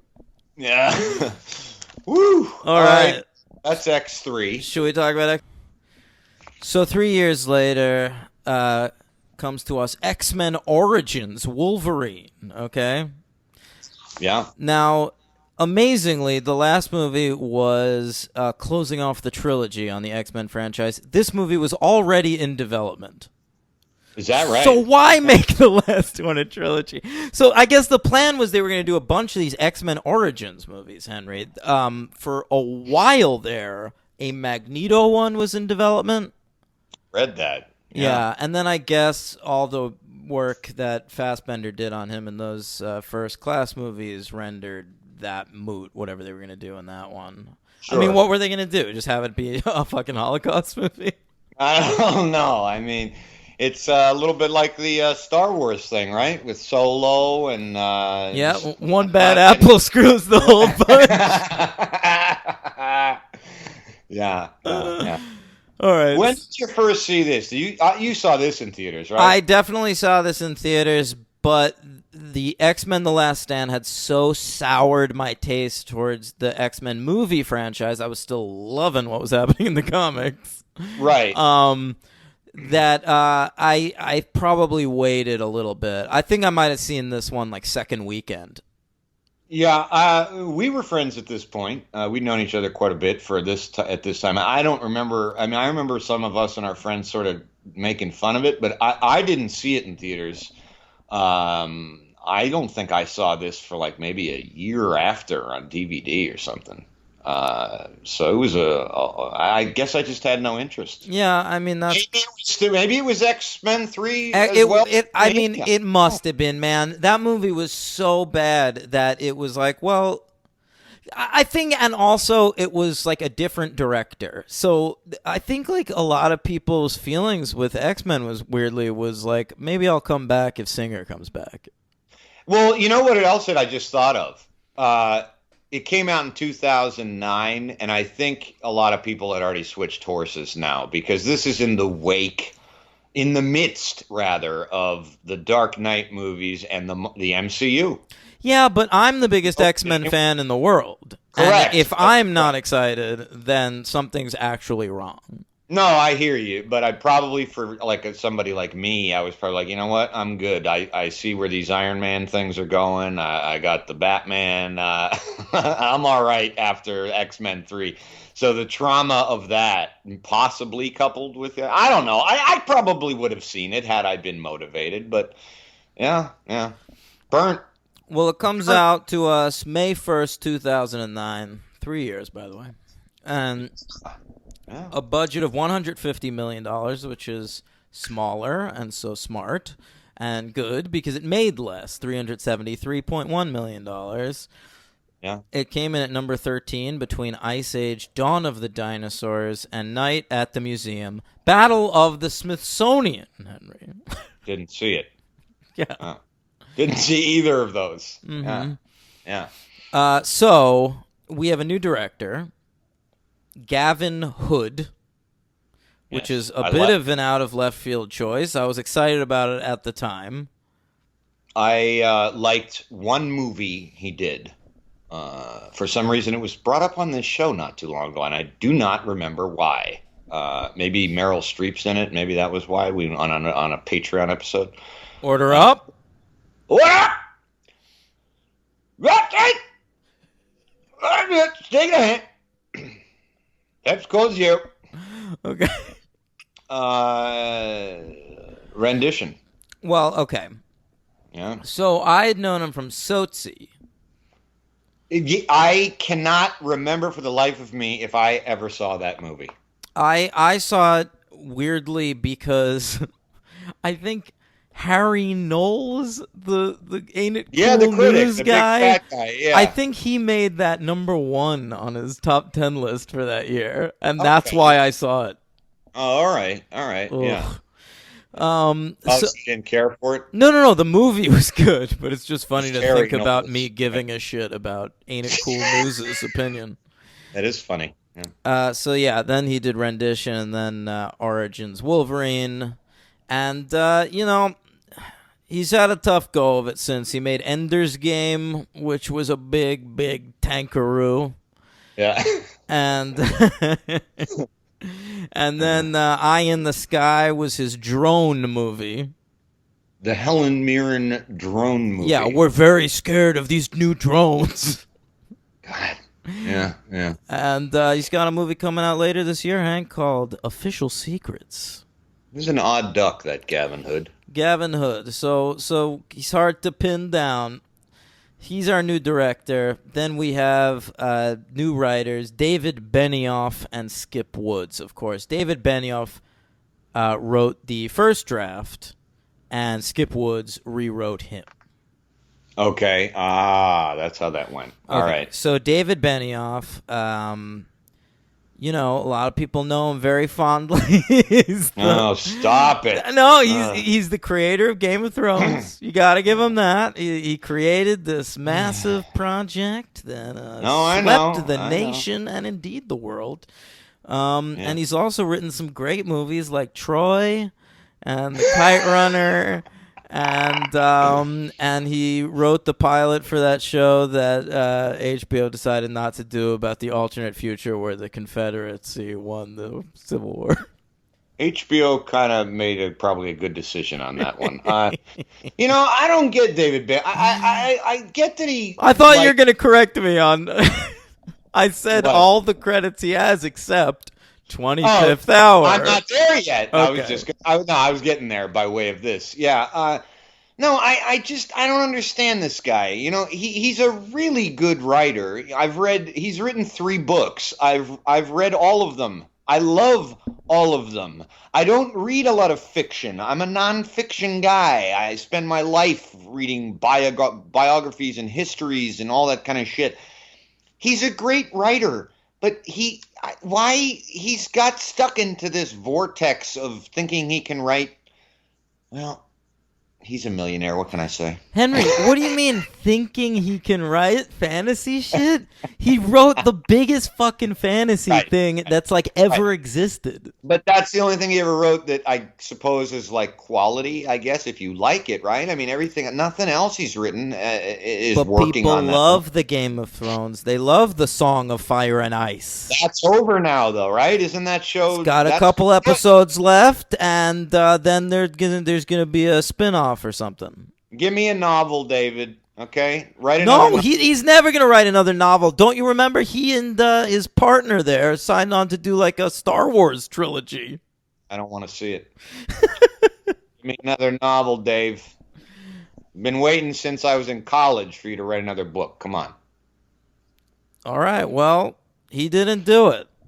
No, he sure didn't. I take it back. He did write. He did adapt his own book for 25th Hour. So there's a screenplay there. Yeah. Yeah. So Annie's married to Amanda Peet. Did you know that? Yes, I did. Yeah. Of course. Good for him. Yeah. Then there's Skip Woods, who rewrites him, and this guy, he's brought you some great films like Swordfish and the Hitman franchise and A Good Day to Die Hard and Sabotage and the A-Team. Holy shit! Yeah. Really? All of that? He's never written a good movie ever. I think I've seen everything you named, and they're all awful. They're all horrible. Did he write My Dog Skip as well? No. Oh, all right. Do you hate My Dog Skip? I didn't see it. I don't know. Just wondered. I didn't know.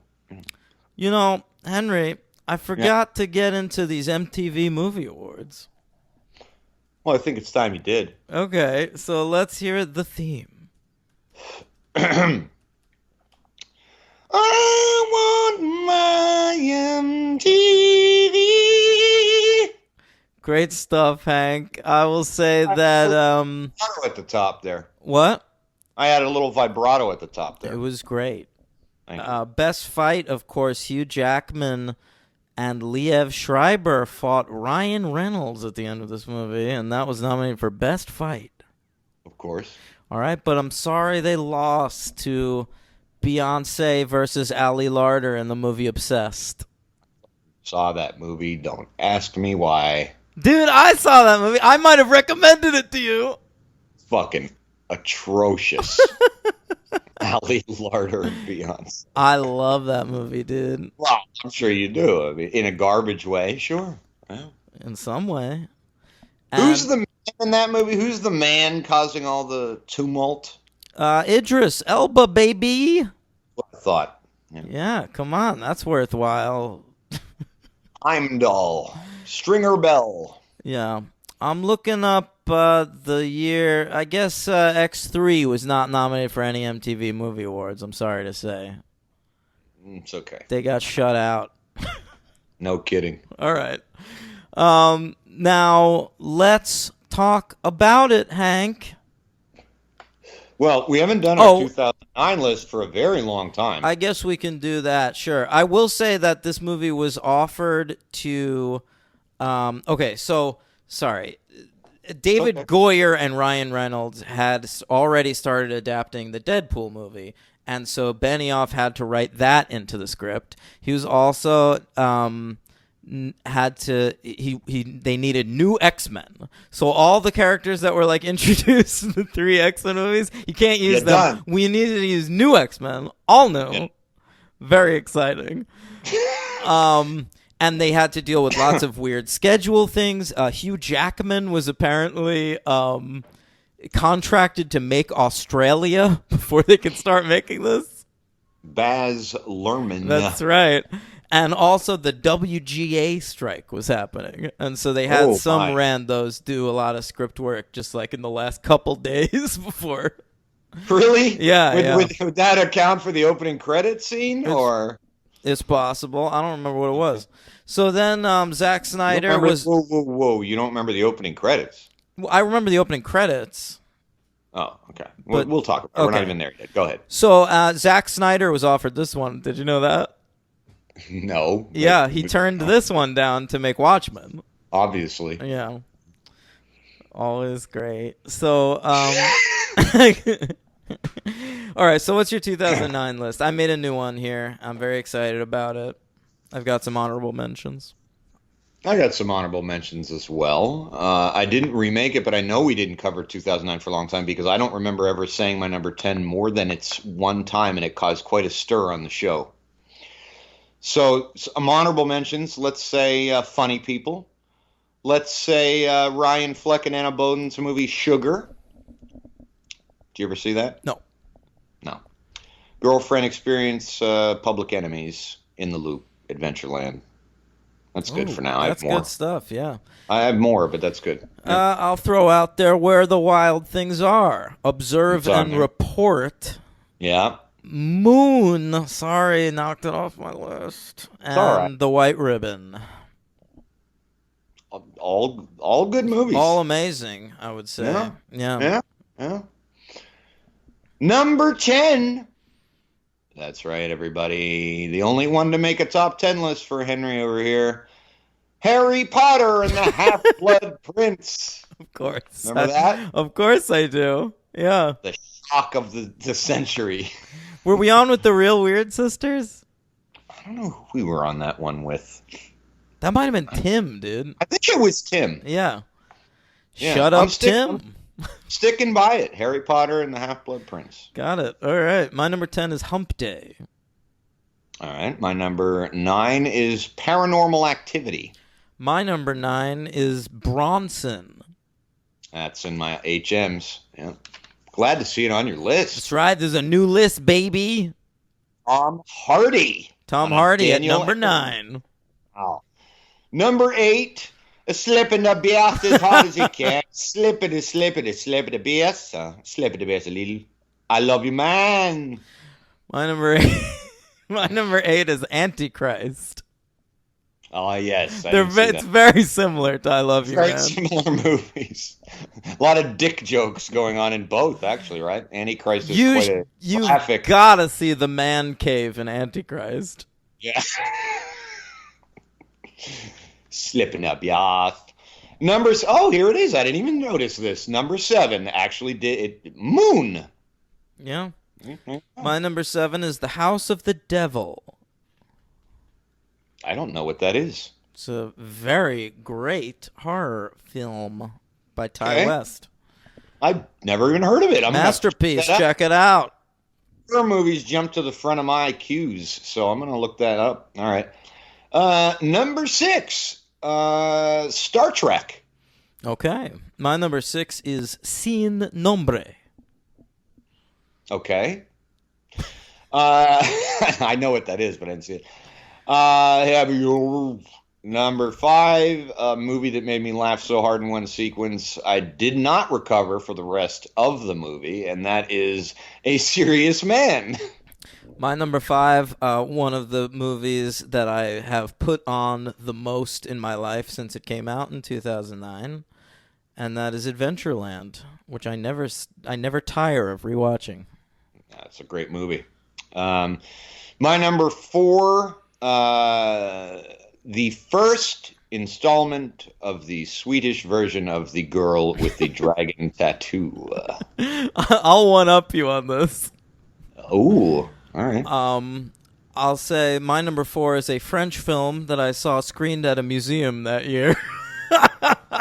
The pretension is palpable. I believe I saw the opening night screening at MoMA featuring a Q&A with the French filmmaker. And that is called Home.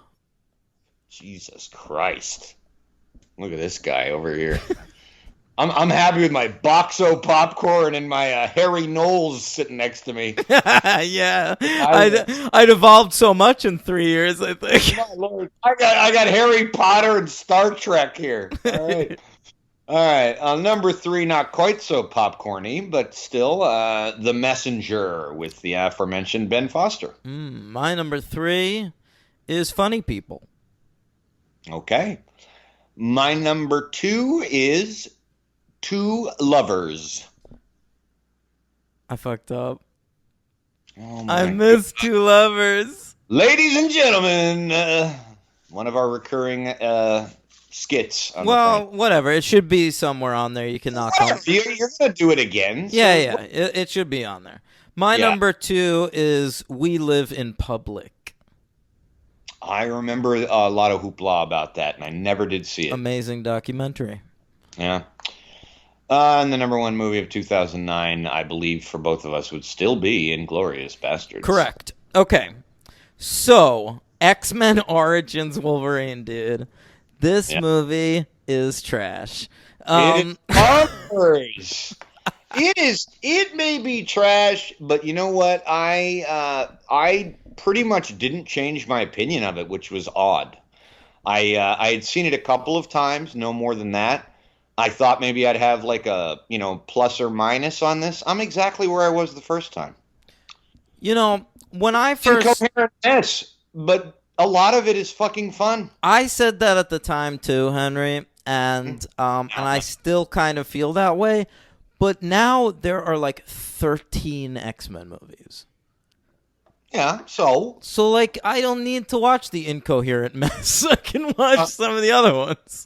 I can see that. I mean, I get it, but if it was like the Marvel cinematic thing where there's like fucking 30 of them, I'd say that holds more water. I don't know. There are too many big cringes for me in this one. There's not too many great X-Men movies, so that's probably for me why this is fine. You know what I mean? I guess. Look, it's Jackman's giving his all in this, baby.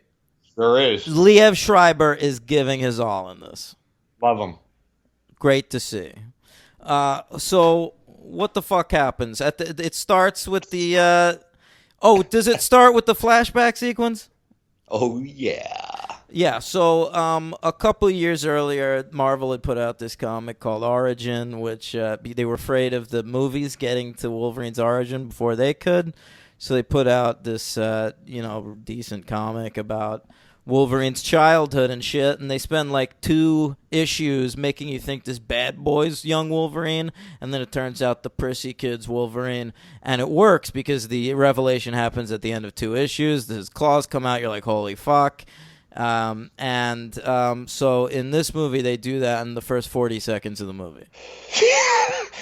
No! Yep. Big old no. Shot. Yeah. Money shot. Yeah. That was bad in the best way, I have to say. You know me, I'm not. No, I'm totally okay with that scene. I'm by the way very okay with the opening credits, which are as stupid as anything you've ever seen in a movie. Are incredible. Oh my god. So you see, what if we start? Oh, you see Wolverine and Sabretooth, okay? Yeah. Fighting alongside each other in all the great wars. Hey, I'll say this. There's the Civil One. They're the Union. They're for the good guys. Well, of course they are, dude. But also, why are they always fighting for America? They're both Canadian.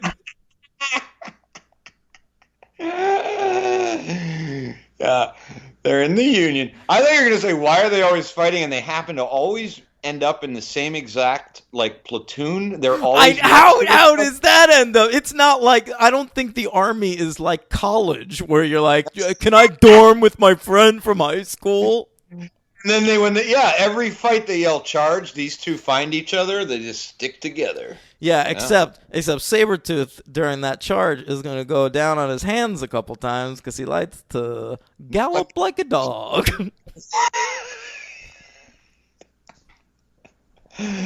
Nobody notices that on the opposition. No, baby. So they go this World War One. We get World War Two. Right? We do. We sure do. We got D-Day. Yeah, yeah. And yeah, it's D-Day. And also, why are these two 100-year-old Canadians fighting in Vietnam? Well, I mean, Did they I get didn't drafted? not any more than I think they. Oh, these two, they want to fight. They're volunteering up for this shit. Just anytime there's a war, they show up. They're in. Yeah, they fought with like the Shiites against the Sunnis. Anything post 1845. Sabretooth works for Northern Ireland. They were there in the Troubles. Yeah, for sure. Dude, you know they were. You know Logan has met Bono, too. Obviously. They fought with Teddy Roosevelt and the Rough Riders in San Juan. You know there's some shitty fucking X-Men comic about that. Look, I could have used 2 solid hours of a montage of every war they fought in. How amazing would that have been? Every skirmish that ever happened. Just some kind of just dog hoofing it around the world. Oh man. Fucking Wolverine talking on a walkie-talkie as JFK is getting shot.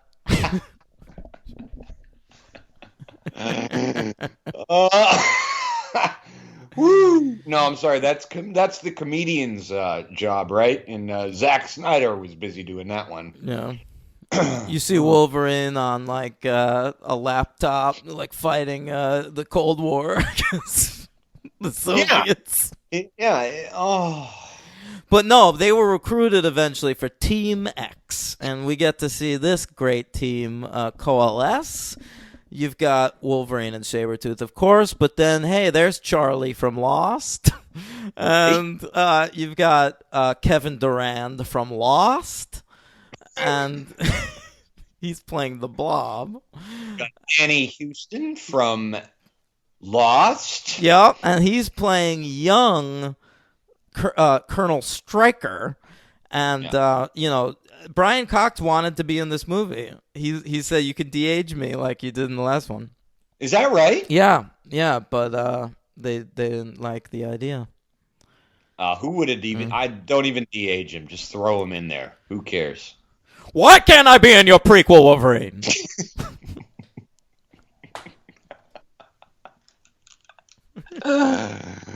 Sorry, Brian. We've already got Danny Houston. We'll get him in there. We'll try to get you a cameo maybe at the end. So who else is in this? And also, of course, my favorite member of Team X, Will.i.am from the Black Eyed Peas. I am. Dude, in the opening credits, when there's a moment in the opening credits where we're legit showing a shot of Wolverine and Sabretooth fighting in the Civil War, and then the credit that pops up over that is Will.i.am. And I'm like, am I losing my mind right now? I didn't notice that. Wow. That's a rather poor placement. Gavin Hood, ladies and gentlemen. Well, he's not American, right? No. He doesn't know our history. Anyway, that's incredible. So Team X, they're off doing some shit, right? What are they doing? Well, they're in Vietnam, right? That's all that happens. I mean, that's where we are. Essentially, we start off, I would assume, very early 70s Vietnam, like tail end. I don't know. But then they go to Africa, right? What the fuck is going on here? No, they're in Vietnam. But when are they at the circus? That's after. That's after when Wolverine splits the group. So what happens now, though?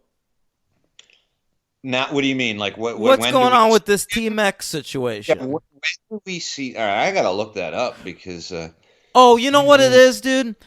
So Wolverine is off living with. That's because in Vietnam, Sabretooth tries to rape a woman. And that's when Wolverine's like, they get shot. Wolverine walks in on that and he's like, whoa, a little too much for Wolvie.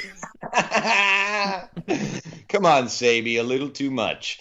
They get shot. They don't die. Danny Houston recruits them. then they join Team X for a few years, and then basically causes Logan to leave because being with that group is just a little much for him. He doesn't last; it's assumed too long. Right. And then we cut to 6 years later. He's living with Silver Fox. Yeah. And he and she's Played by somebody you've never heard of. What's her name? I don't know.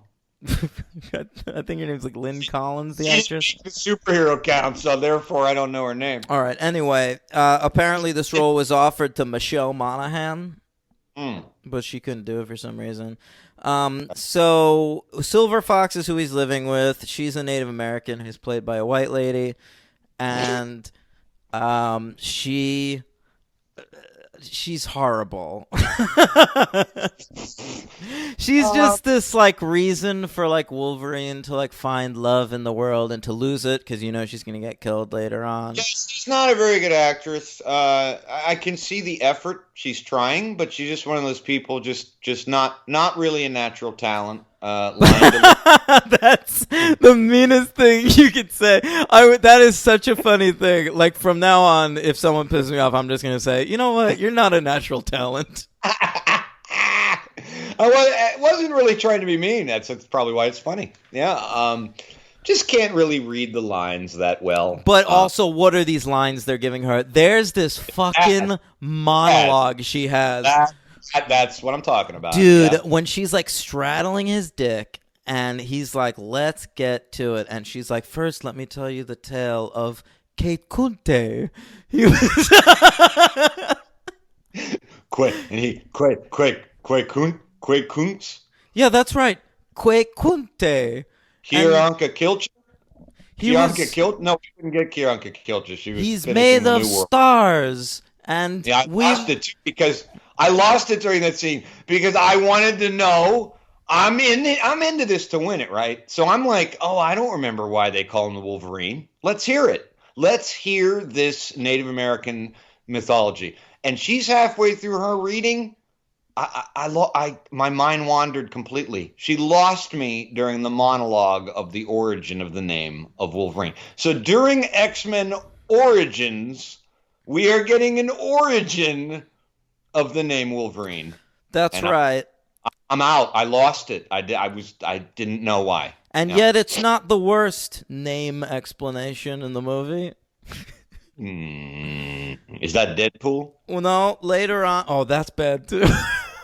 Bad. No. Together. Okay. Oh wait, let me guess. Blob? Fred Dukes is since the last time Wolverine's seen him, he's gone very heavy. All right. And he's very, he doesn't like when people acknowledge his new weight. And so Wolverine is being totally nice to him, and he says, "Come on, bub." And bub. And Fred Duke, he says very clearly, "Come on, bub."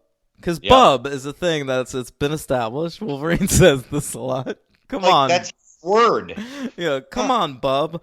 And he says, "Did you just call me Blob?" Oh my Blob. And they get into this big fucking fight. This scene looks like this scene looks like Fat Bastard makeup. It really does, dude. It does. It's just Wolverine razzling Fat Bastard with like Will.i.am walking around the ring yelling encouragements at him. And the sequence ends with Wolverine popping his claws through a boxing glove. Yeah, it's good stuff. Good stuff. Yeah. Will.i.am. Dude, he's so good on this. I blame Obama. What happens next? We're not even doing it. Tonight's the night. Mazel tov. Fine. Look, everybody's out to find. Wolverine gets hoodwinked by Stryker into thinking, I need you. Because Victor is out of control. He's too hard to control. I need you to get Victor for me, Wolverine. Yeah, just do Brian Cox. Just do Brian Cox, because that's who should have been there, so forget it. He can't be trusted alone, Wolverine. That is absolutely one of your best impressions. Jesus Christ. Out of the blue. Yeah. And for some reason, even though Wolverine at this point is at least 150 years old, he still has some naivete and actually believes Stryker is acting in benevolence to Wolverine's best interests and trusts him. Yeah. Big time. Big time, baby. Meet Gambit. Oh, yeah. Well, what happens? Eventually, Wolverine, he gets the claws, right? His that's a cool scene, all right? His love has been killed, and he's like, fuck it. Which, by the way, a lot of the problem, the thing in X2 is how evil is Stryker that he did this to Wolverine. Wolverine totally volunteers for it in this movie. And as Brian Cox might say, he asked for it. You asked for it, Wolverine.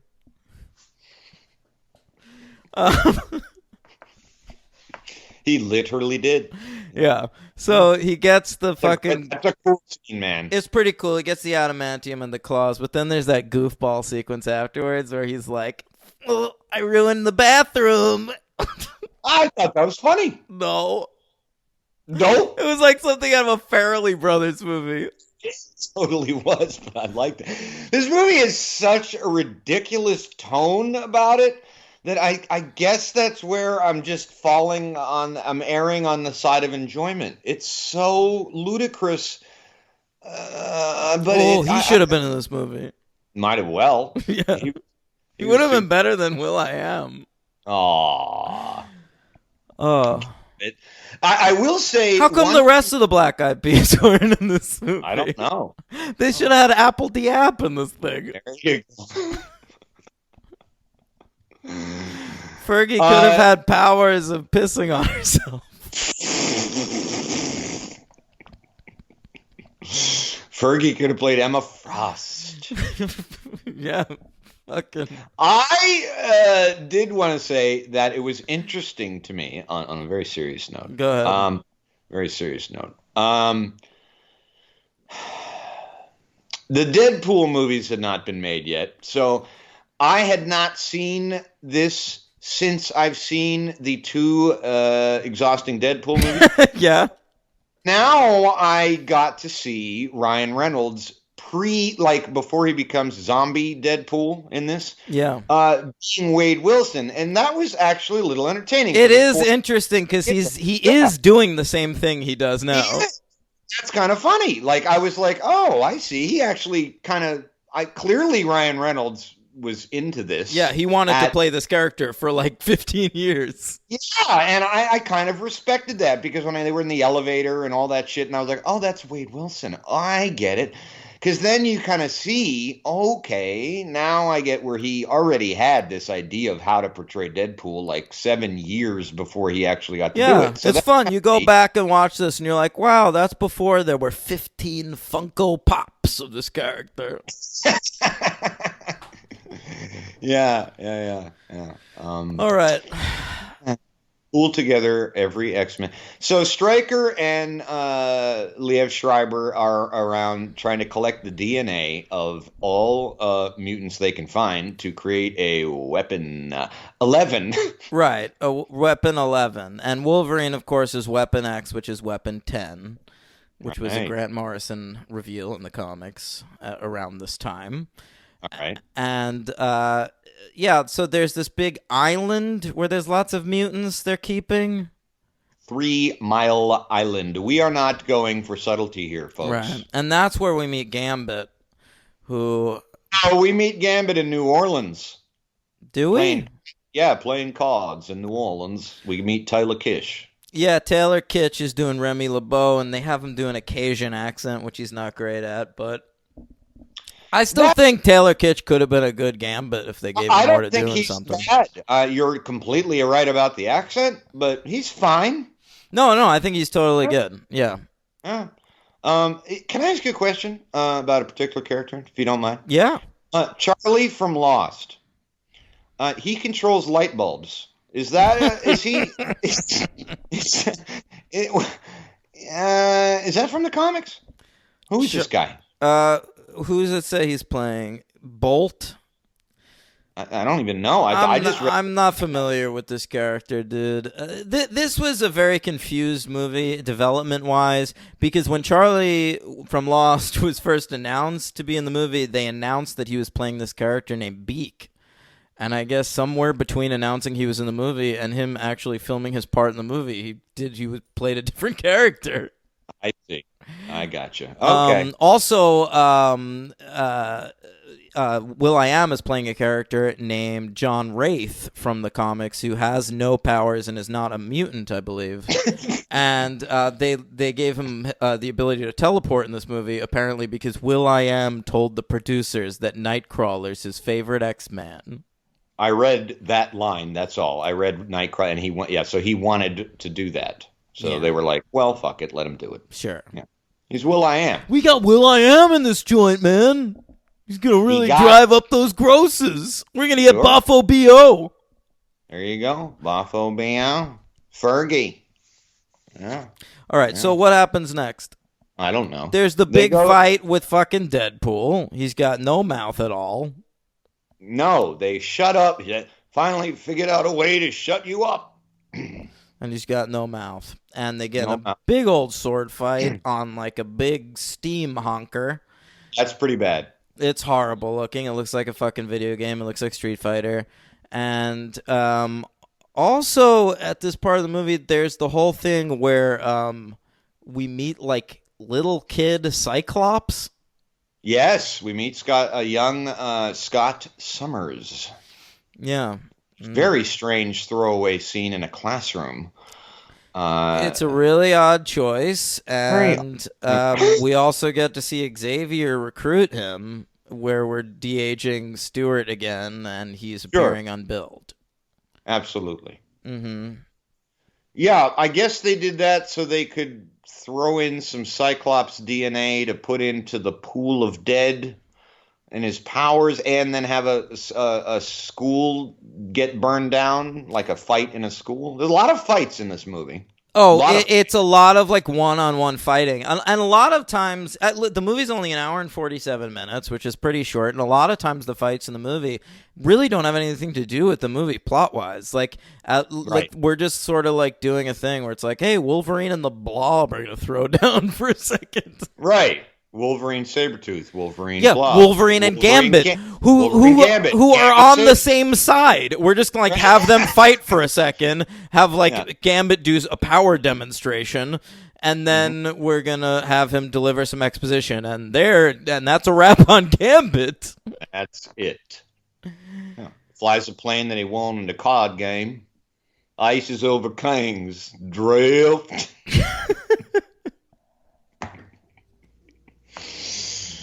All right. Boy, this movie's fun for me. All right. Do you have anything else to say about it? All right, so it ends with another money shot. We get 3 money shots, right? We get Wolverine screaming that he killed his dad with his bone claws in 1845. No!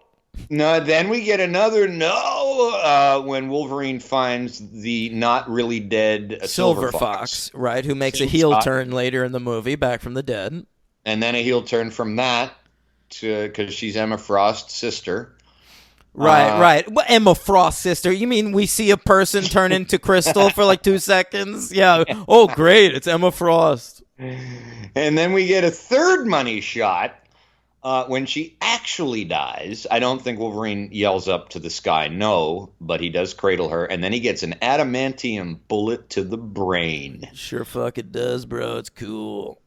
Therefore losing his memory and neatly wrapping up all the memory loss problems he has later. That's right. And that's that. Don't we get like an outro in this movie too? Didn't know it until I was reading the plot outline, so I wanted to see it. I never saw that. Never. I'm So not I watched sure it. I ever did until this go around, but I did. There was a stinger sequence. Now I can't remember what happens. There's two stinger sequences. One, you get Stryker walking along a lonely road, getting picked up by the authorities. Oh, because some mutant tells him to just keep walking and never stop walking. Until your feet bleed. Yeah, That's and so we awesome. see his shoes like falling off his feet and stuff. So then we see, and then we get a Deadpool stinger. What happened? Oh, right, his eyes open on his like headless. He's not dead. His hand comes out, and he goes shush. Right to the audience. All right. He's already exhausting. All right. Metaing. By the way, thank you to the listeners of the podcast for voting no on the Twitter poll. Do we have to watch Deadpool? Yeah, that was an excellent choice, and I think Thank you so much. A totally logical one by a lot of the standards that we have on here, both illogical and logical. That one made sense. Thank you. Yeah. Okay, what do you give this movie? I'm giving this movie 3 stars. You're amazing. I'm gonna go with a 2. Okay. Yeah. Totally fine that you could give it 2, but I think there's nothing wrong with giving this a 3. MVP for me is going to be Liev. That's gonna be my MVP also. Oh, all right. Yeah. LVP is a little harder. I guess I hadn't written one, but you convinced me. I'm going to go Silver Fox.